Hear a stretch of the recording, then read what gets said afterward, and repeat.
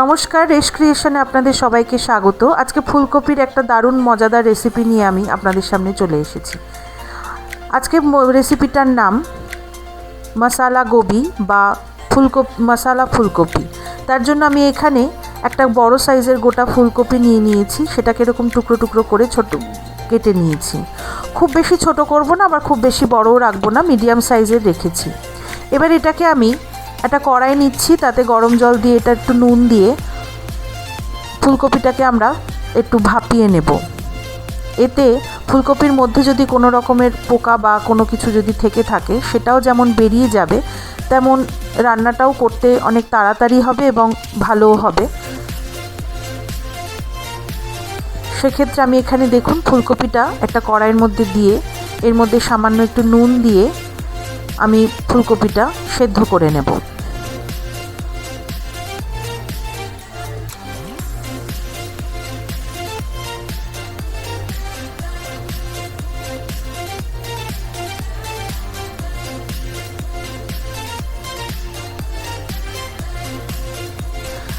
ফুলকপিটা সেদ্ধ হয়ে যাওয়ার পরে জল ঝরিয়ে আমি রেখে দিয়েছি। এবার আমি আর একটা কড়াই নিচ্ছি। সেই কড়াইতে আমি 1.5 চামচ মতো তেল দিয়ে দিচ্ছি, আর তাতে দিয়ে দিচ্ছি একটা বড় মাপের পেঁয়াজ। আপনি বড় মাপের পেঁয়াজ না থাকলে দুটো মিডিয়াম সাইজের পেঁয়াজ দিতে পারেন। সেই পেঁয়াজগুলোকে কুচি করে কেটে নিয়ে আর একটা বড় গোটা টমেটো টুকরো করে কেটে নিয়েছি। এটা দিয়ে আমি এবার তেলের ওপরে এটাকে একটু হালকা হাতে নেড়ে নেব। এর সঙ্গে আমি এবার দিয়ে দেব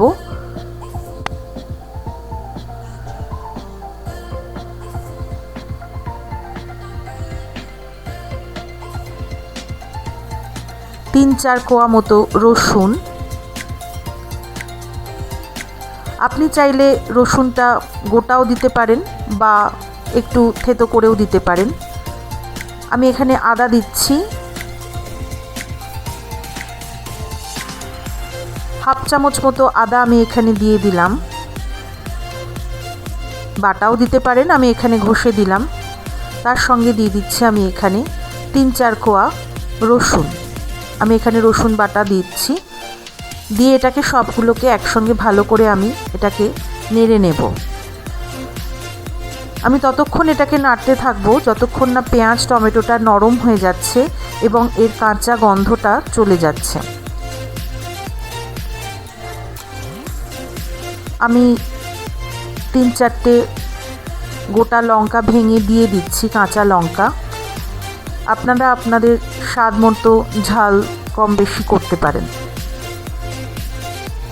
সবগুলোকে আমি একসঙ্গে ভালো করে নাড়াচাড়া করে এটাকে নরম হওয়া পর্যন্ত নাড়াচাড়া করে নেব।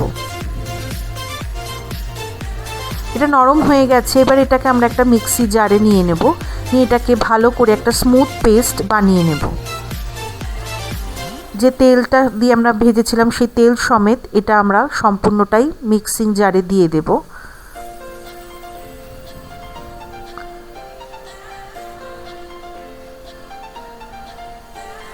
আমরা এতে জল ব্যবহার করব না, তাই তেলটাই দিয়ে দিলাম।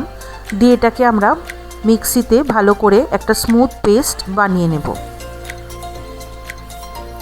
দেখুন মিক্সিতে আমরা এটা একটা স্মুথ পেস্ট বানিয়ে নিয়েছি।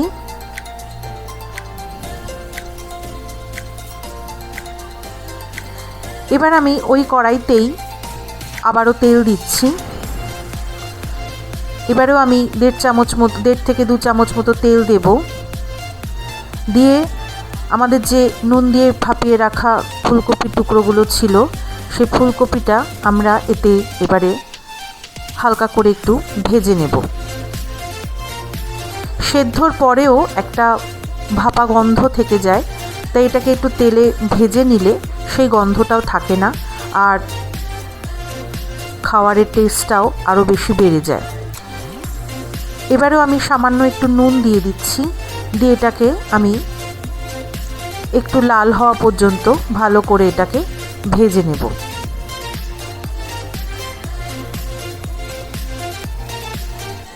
আমাদের দেখুন ফুলকপিগুলো ভাজা হয়ে গেছে। এবার এগুলো আমরা একটা আলাদা পাত্রে তুলে রেখে দিচ্ছি।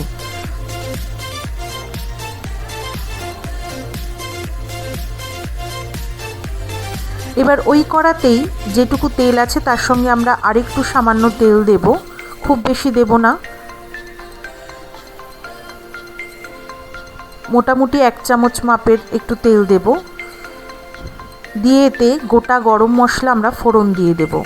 এলাচ, দারচিনি আর কয়েকটা লবঙ্গ ফোড়ন দিয়ে আমাদের যে মশলার পেস্টটা আমরা করেছিলাম সেই পেস্টটা এবার এটাতে ঢেলে দেব।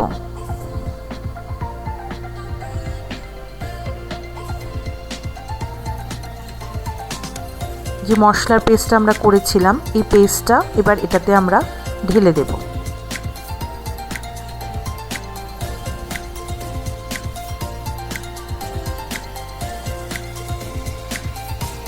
ঢেলে দেওয়ার পরে মিক্সিতে যেটুকু মশলা লেগে থাকবে তার মধ্যে আমরা সামান্য একটু জল দিয়ে সেই পেস্টটাকে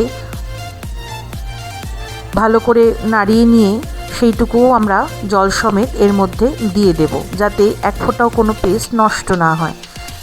এবারে এটাকে আমরা মিডিয়াম লো ফ্লেম রেখে এটাকে ভালো করে নাড়াচাড়া করে এটার জলটা শুকনো পর্যন্ত, তেল ছাড়া অবধি আমরা এটাকে কষতে থাকব। মনে রাখবেন এটা আগেই আমাদের একটু ভাজা আছে, এই তাই জন্য খুব বেশি কাঁচা গন্ধ এতে থাকবে না, তাও এটা আমরা ভালো করে একটু কষিয়ে নেব। দেখুন এটা তেল ছাড়তে শুরু করেছে। এবার আমরা আস্তে একে একে এর মধ্যে মশলা দিতে শুরু করব। দিয়ে দিচ্ছি স্বাদ মতো নুন, হাফ চামচ মতো হলুদ গুঁড়ো, হাফ চামচ ধনে গুঁড়ো, হাফ চামচ জিরে গুঁড়ো। আমার ধনে গুঁড়ো জিরে গুঁড়ো একসঙ্গে মেশানোই থাকে, আমি দুটো মিলিয়েই হাফ চামচ দিচ্ছি। খুব বেশি মশলা এতে আমরা ব্যবহার করব না। দিয়ে এটাকে আমি ভালো করে কষিয়ে নেব।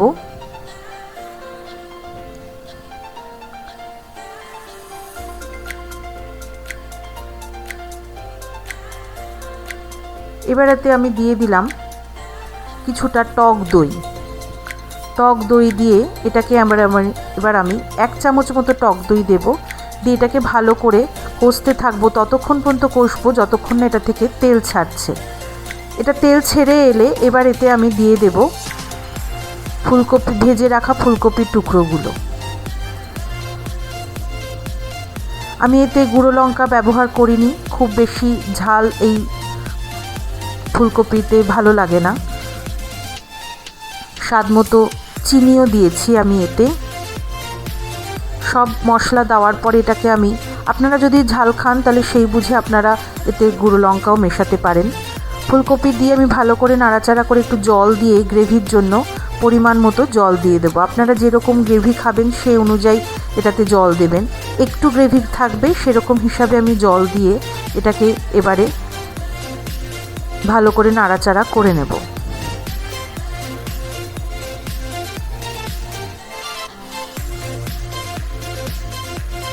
দিয়ে এবার এটাকে আমি ঢাকা দিয়ে গ্রেভিটা হওয়া পর্যন্ত আমরা এটাকে ঢাকা দিয়ে মিনিট 2-3 জন্য মিডিয়াম ফ্লেমে রেখে দেব।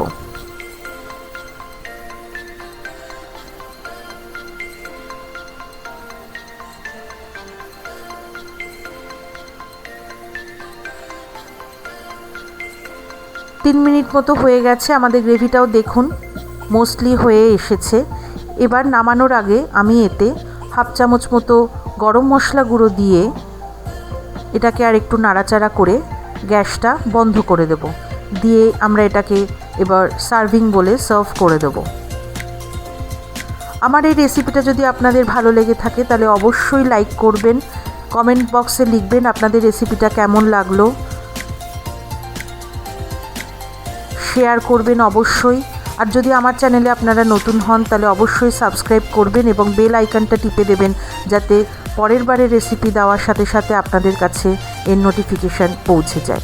আমাদের তৈরি হয়ে গেছে গরম গরম গোবি মশালা বা মশালা গোবি বা ফুলকপি মশালা ফুলকপি।